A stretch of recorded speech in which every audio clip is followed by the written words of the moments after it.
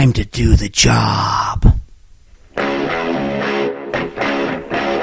Time to do the job!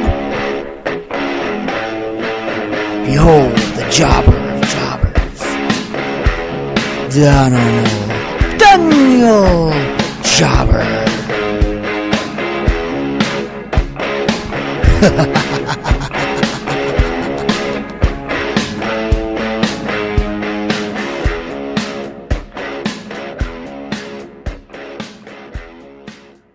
What's up, everybody? This is the D-Job, Danimal Daniel Jobber here, self-proclaimed Duke of the Cruiserweights, with another episode of Jobbing Out with Danimal Daniel Jobber, 205 Live, and the WWE Cruiserweight Report.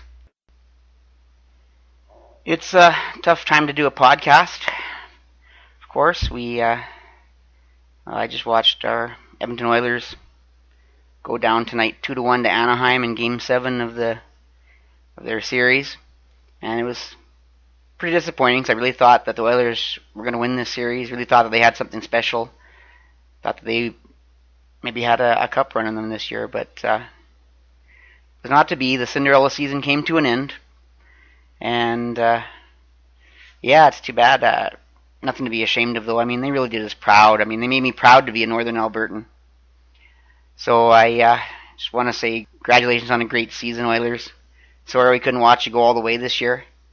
And we look forward to seeing you next year because you've got a great young team and lots of great future for our Edmonton Oilers. So I just wanted to say one more time this year, go Oil, go Oil, go Oil!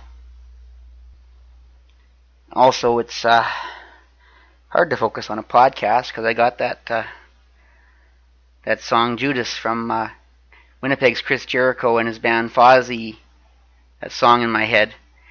And if you haven't heard it yet, it's pretty catchy.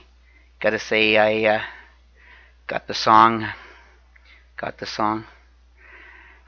yeah! Judas in my mind.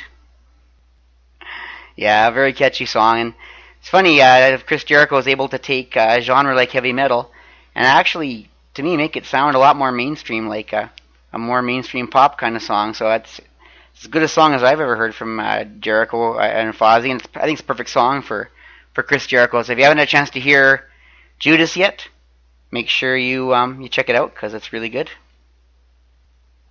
And it was a quiet week in the WWE. They were ratings are still down. They have been for a few weeks. Some of the lowest they've been all year. And they were on tape delay as they were in England this week for the shows in for Raw and SmackDown. And, they were kind of lackluster. They really didn't look like they did that much to put on a show for England and show them why, WWE is the best wrestling product. So, which is not uncommon. I guess they apparently have a lot of lackluster shows when they go to England. They don't always put on their best performances or their best rating for the show. But it was entertaining enough, I guess. Of course, the big news is Braun Strowman is apparently injured.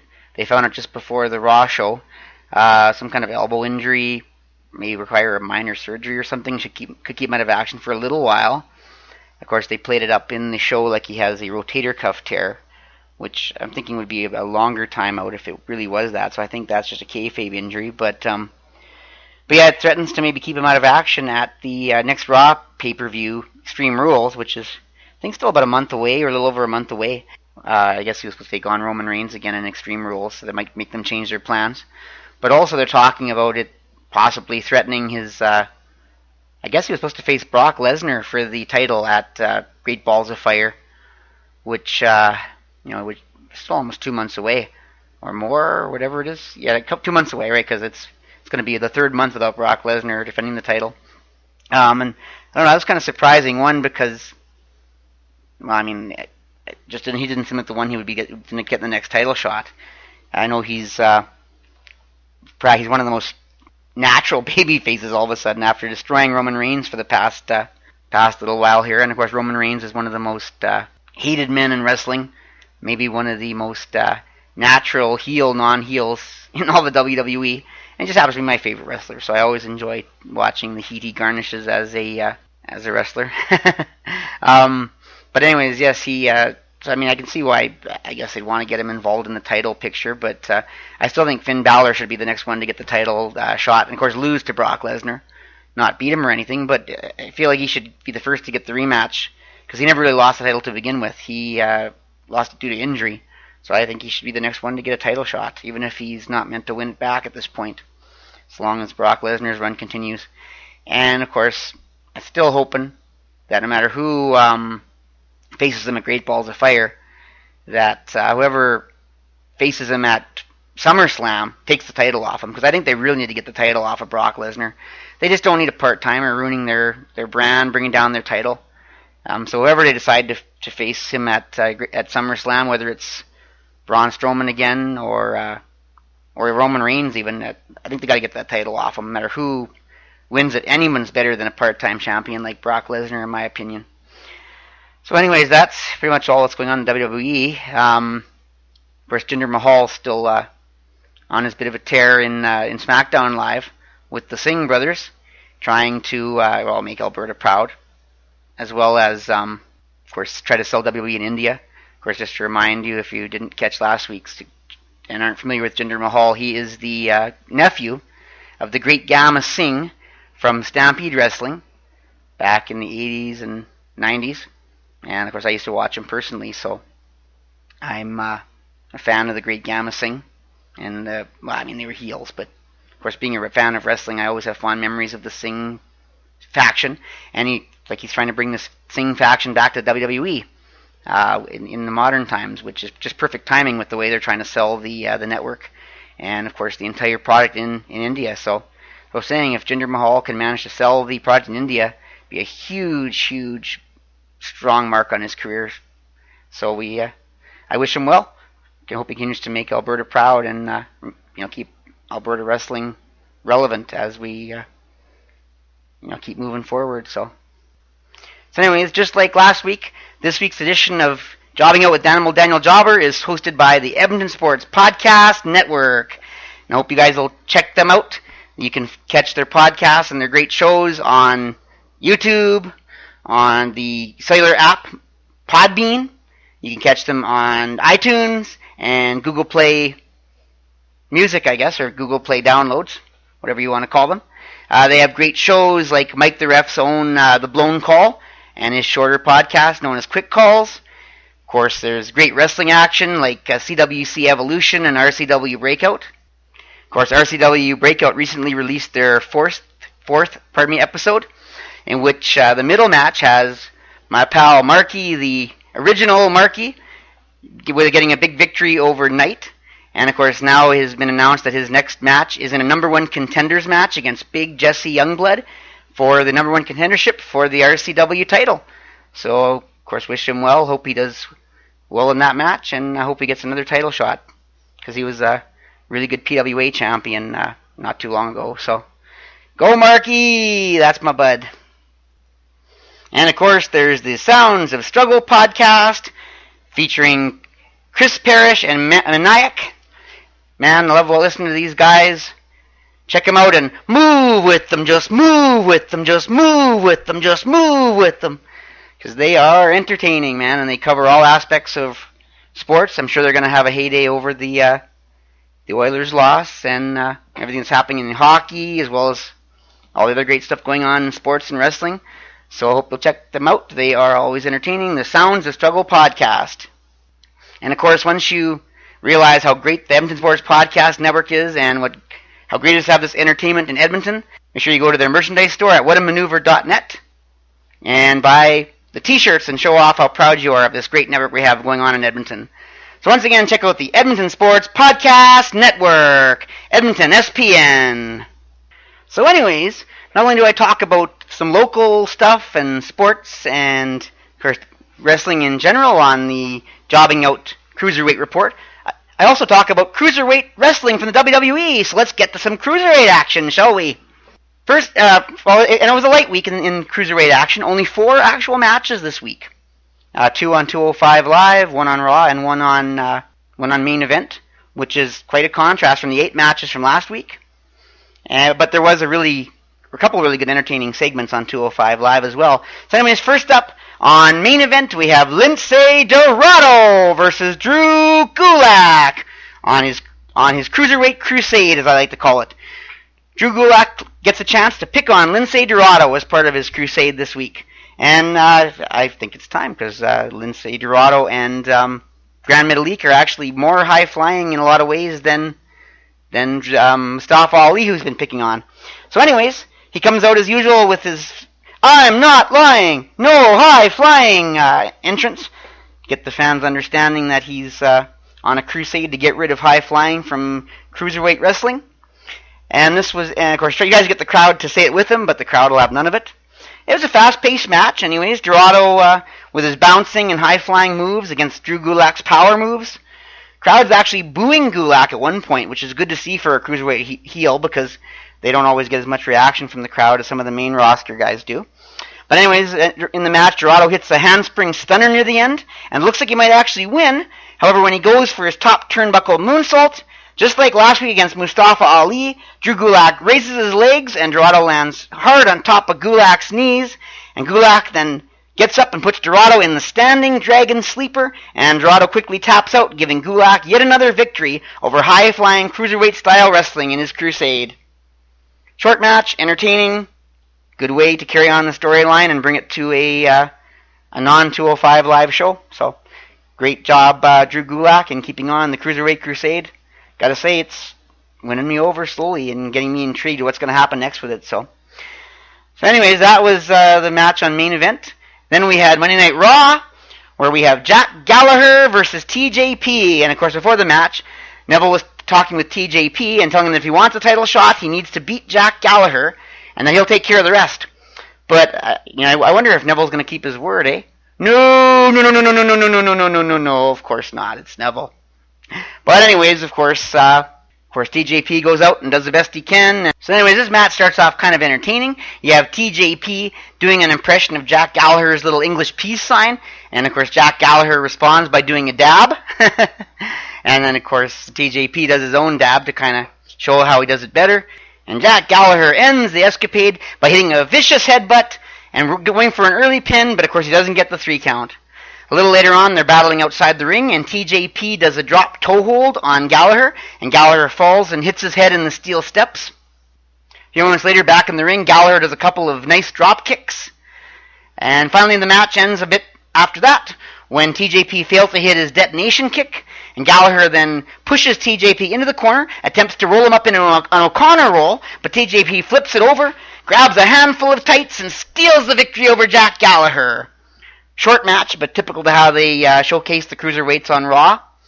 After the match, TJP attacks Gallagher and puts him in the knee bar, trying to take him out of action and show Neville his worth and try to earn his title shot. However, Austin Aries comes out of nowhere, breaks up TJP's move, and both Neville and TJP beat it like a bat out of hell for some reason, not even attempting to battle back or get revenge, leaving Austin Aries and Jack Gallagher alone safe in the ring. And of course, this sets up a big segment on 205 Live, which I'll be talking about in just a moment. So now on to 205 Live. The show starts out with an intro showing footage of TJP's latest exploits and recapping the conversation between him and Neville on Monday Night Raw, where of course TJ Perkins asked about the title shot, and Neville said, "You take care of things by beating Jack Gallagher and I'll take care of the rest." The intro ends with TJP vowing that he won't let anyone stand between him and Neville, and that he will keep doing what he has to do until he is the WWE Cruiserweight Champion. Then the show kicks off with an entertaining segment set up from the end of the Cruiserweight match from Raw. Since the show is in London, England, out comes gentleman Jack Gallagher to address the fans from his home country. He reminds them of how he was attacked by TJP, who he then refers to as Theodore Jeeves Perkins, in humor, and that he was saved by Austin Aries, and he says he wants to invite Austin to the ring to thank him with the fans in London. So out comes Austin Aries, again eating a banana for potassium. Why is he coming to the ring eating a banana? Why aren't you coming to the ring eating a banana? So anyways, Austin Aries says that it isn't necessary for Jack to go to all this trouble, as TJP had it coming anyways, and he did it to him as well. But Gallagher tells Austin that he's being humble, and he's known for his humility. Yeah, right. And that it's tradition. So he calls for 2 pints of beer. Austin Aries says he's more of a red wine kind of guy, and of course the fans boo this. But But Gallagher calms it down by saying, Now, he's a nice guy, calm down. Anyways, he starts the tradition of toasting Austin Aries, singing, For he's a jolly good fellow, for he's a jolly good fellow. And that's when Neville's music hits, and in comes Neville to butt in. He comes out saying, Jack, I always thought you were a parody of an Englishman, but seeing the fans here in London, I realize there's a bigger problem. You're all parodies of yourselves. It's disgusting. Have you no dignity? And then Austin Aries then pipes in saying that Neville should not be questioning people's dignity after getting himself intentionally disqualified at Payback to keep his title, and that he likes the fans here in England. Neville says, No one asked your opinion. Neville, technically no one asked your opinion either, good lad, so if you'd, push off, good chap, tally-ho, eh? Anyways, Neville reminds Austin Aries that he's had 2 chances to take his title, but failed, and tells him to enjoy his last day on 205 Live. And that's when the fight begins. Out comes TJ Perkins from nowhere to take out Austin Aries' leg. Jack Gallagher tries to defend him, and Neville comes to the ring and joins TJ Perkins as they both beat down Austin Aries for a second. Jack Gallagher then takes out Neville with a dropkick and goes after TJ Perkins, pulling him off of Austin Aries, hitting him with a European uppercut, and climbing out of the ring. However, Neville grabs Jack Gallagher and throws him hard into the barricade, almost flipping him over, and taunts the crowd for a bit and yells at them. And both him and TJ Perkins attack Gallagher outside of the ring for a moment and work on him for a minute. And then Austin Aries comes out of nowhere from the top rope and attacks him from behind. And then Neville and Austin Aries fight each other outside the ring. And Austin Aries throws Neville hard into the barricade, picks up TJ Perkins, and throws him into the other barricade on the other side. Oh, what a great action sequence. And then Austin Aries goes back on a Neville and grabs him by the neck and starts hitting him in the head and throws him over the announce table and jumps over and starts attacking him and hitting him, giving him the business. Oh, what action, man. This is a fight scene. Jack Gallagher goes back into the ring and TJ Perkins is begging for mercy, but then he tries to attack. But Jack Gallagher spits beer in his face, hits him with a vicious headbutt, dropping him to the ground. Oh, and then in comes Neville, hitting Jack Gallagher with a mule kick, but Austin Aries comes in and hits him with a discus 5-arm, making the save, shooing Neville outside of the ring, and him and TJ Perkins run for cover, leaving Jack Gallagher and Austin Aries in the ring to finish their celebration. Back with the 2 pints of beer, Austin Aries and Jack Gallagher enjoy a toast, a nice long swig of ice-cold beer as they celebrate with the England crowd. Very entertaining segment to kick off 205 Live. And a great way to get the fans a little bit behind Austin Aries, and of course to give them a chance to see their old local favorite, Jack Gallagher. Then they go to a backstage segment showing Rich Swann meeting up with Noam Dar and Alicia Fox. And Rich Swann says, "Oh, so you're still with Alicia Fox, eh? I think you're thinking with the wrong body part." But then Noam Dar says, "How dare you try to break up a beautiful relationship like Alicia Fox and me?" And of course they defend their relationship for a bit. And then Rich Swann responds by saying, "You two really do deserve each other." And of course Noam Dar responds by saying, "Yes, we do deserve each other. And don't think we've forgotten how you tried to break up our relationship. And you'll be getting what you deserve too." Of course, threatening him setting up their next match in the rivalry of the Alicia Fox storyline. Another good backstage segment. And basically these 2 segments made up for the missing match on 205 Live. They basically took the place of a match. But we still had a couple more matches to go on the show, and both of the matches were pretty good matches. So anyways, the first match has the premier athlete Tony Nese versus Mustafa Ali. This match actually turned out to be the Cruiserweight match of the week for me. This was in a week where all the matches were pretty good. The Cruiserweight division, I don't know, they take a lot of flack for not being that good in people's eyes, but the wrestling itself is pretty solid and entertaining as far as I'm concerned. And as I can't say enough about this match, back and forth, lots of flipping and flying action from Ali, and a beautiful drop kick from Ali where his legs actually get to the height of Tony Nese's head, which is why I said his drop kicks are actually better than gentleman Jack Gallagher's drop kicks. And as early on, Nese exits the ring to get away from Ali, but Ali does a running, high-flying flip over the top rope onto Nese on the outside, getting the crowd even more into the match. The London crowd was really vocal and enjoying the show, even by this point in the night, which great to see. In the backstage area, anyways, Drew Gulak's watching in disgust as Mustafa Ali continues to defy his direction and do his high-flying cruiserweight moves despite his crusade to attempt to eliminate this from 205 Live. Anyways, then Nice goes to the other side of the outside ring area and lures Ali over and catches Ali off guard and punishes him, driving him into the barricade. And then, of course, Ali does try to battle back and he climbs up onto the barricade. And then Nice trips him, knocking him down onto the barricade, picks him up and drops him face first into the announcer table. Some really good, vicious action you don't usually get to see in a cruiserweight match, and there's a bunch of it this week on 205 Live. Anyways, Tony Nese continues to beat up on Ali, displaying proof of his reputation as a bruiserweight.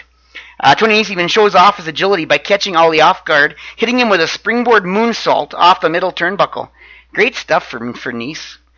So these two guys continue to go at each other with intensity, putting on a show of their best moves, even without a story and a reason for these two to actually be fighting. You can just feel the fire between the two of them, man. This was a really well done match. These two had great chemistry together. Anyways, these two left it all in the ring, and it's a shame it had to end, but in the end, Ali finally catches Nese off guard, hitting him with a springboard DDT off the second turnbuckle after he threw him hard into the corner, and then the stunned Nese rolls into the corner. Ali quickly adjusts Nese's position, climbs to the top turnbuckle, and hits his inverted 450 splash, and gets the 3 count for the victory. The England crowd sure seemed to enjoy this match, although Drew Gulak, watching on the monitor backstage, sure did not. Surprisingly, though, as disgusted as he looked with all these high-flying moves, he chose not to go outside and do anything about it for some reason. Not sure why, he just chose to watch and look disgusted. I mean, was he not backstage? He could have come out and done something. Huh? Chose not to. So anyways, as they get ready for the main event involving Akira Tozawa, there's a quick bit showing Arya Daivari backstage, yelling at the shoe shine guy, saying, "You call this a shine? These are genuine Persian leather boots. They cost more than your house. I ain't paying a dime for your shoddy work." And then Akira Tozawa bumps into Arya Daivari, and Arya yells at Tozawa for getting sweat all over his $1,500 shirt made from silk from Dubai. Tozawa stares at him for a second and then starts with his ah, ah, ah, ah, ah, ah. And as Daivari goes off in disgust, Tozawa smiles, quite pleased with himself as he continues to the ringside for his match. And you can just see the intensity in his eyes as he goes. Before the match, they quickly have a segment announcing that Cedric Alexander is healed and is heading back to the Cruiserweight Division maybe as soon as next week, for all we know. So anyways, then we have the main event of the evening, Akira Tozawa versus the Brian Kendrick. He's a man with a plan. And when Tozawa enters the ring selling his battle cry, and the fans were already into it and eating it up, they were right at the bat, they were doing the you could hear, and it sounded like a good portion of the crowd was actually chanting, ha, ha, ha, ha, and you could just hear the crowd getting all into it, and really impressive how over Tozawa's battle cry is getting, and of course his intensity is just so infectious. This guy really is the real deal. I want to see him become the #1 contender in the near future. And when Tozawa has the upper hand for the early part of the match, however, while battling Kendrick outside the ring, Kendrick catches him off guard and throws him suddenly face first into the announcer table. Kendrick then uses the steel steps to do his sliced bread #2 attack on Tozawa outside of the ring on the ringside floor. Tozawa sells slipping, trying to grab the bottom rope to get back in the ring, and just barely beats the 10 count. Kendrick then works over Tozawa for a bit, but is unable to get the pinfall or submission.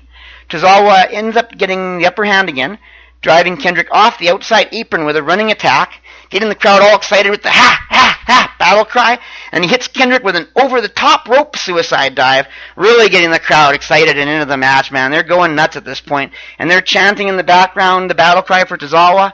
Did I mention the London crowd was awesome? Anyways, back in the ring, Tozawa hits Kendrick with his Shining Wizard running kick move, and almost gets the 3 count. But Kendrick then comes back with a vicious high-jumping kick, followed by a snap German suplex, getting a 2 count, and then he transitions it into his Captain's Hook submission hold, but Tozawa breaks the hold by grabbing the ropes. At this point, Tozawa has the crowd just eating out of his hand, but he goes to the top rope and misses an attack, and Kendrick gets him into the Captain's Hook yet again, and once again Tozawa is forced to grab the rope to break the hold, looking like he might actually tap out both times, and of course, thinking like he can't lose this match, man. He's almost a #1 contender. And Kendrick hasn't won a match in quite a while. But anyways, the match ends when Kendrick hits his sliced bread #2 in the corner, tries to grab Tozawa's legs for a pin, but Tozawa uses his legs to roll Kendrick over into a leverage pin, hooking both legs for the 1, 2, 3, getting the 3 count, and the crowd really appreciates Tozawa's victory. But of course, the Brian Kendrick sure does not, and he viciously attacks Tozawa, throwing him out of the ring, throwing him hard face first into the announce table outside the ring. He drives Tozawa multiple times into the steel steps, and then he even lifts up the top step and puts Tozawa underneath the top step, and goes as far as to stomp on the top step with Tozawa underneath. And Kendrick does just a great job of selling how he's snapped from all the frustration from what Tozawa has been doing to him with all his repeat or right back at you lessons. And Kendrick grabs the mic and stands over following Tozawa and says, "Tozawa, I'm through. This is the final lesson I'm going to give you. Nobody messes with thee, Brian Kendrick." And he throws the mic hard down at Tozawa, even goes as far as to pick up the mic, tries to stuff it into Tozawa's mouth before he leaves the ring area. And of course his music's playing, "I'm a man with a plan," as he walks off the ring looking all tough and intense. And of course the refs are attending to Akira Tozawa as the show goes off the air. Wow, what a dark, vicious, and brutal couple of matches on 205 Live. This match has so much intensity between these two competitors, just like the first one.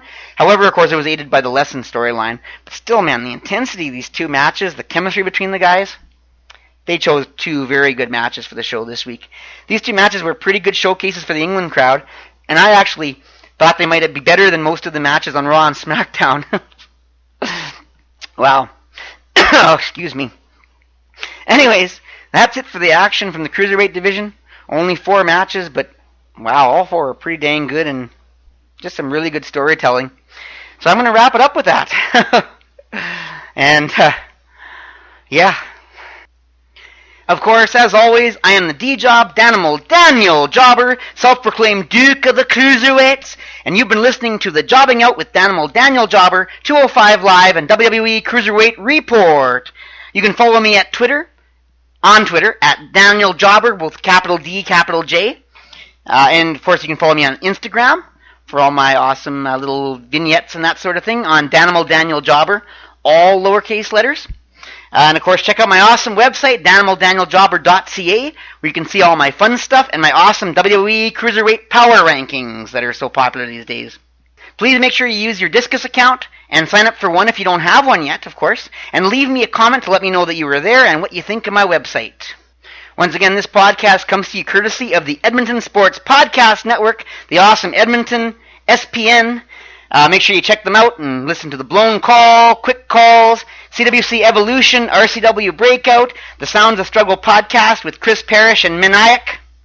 Move with them, just move with them, man. You won't regret it. And, of course, you can check them out, as mentioned before, on YouTube, on the mobile app known as Podbean, on iTunes, and on Google Play.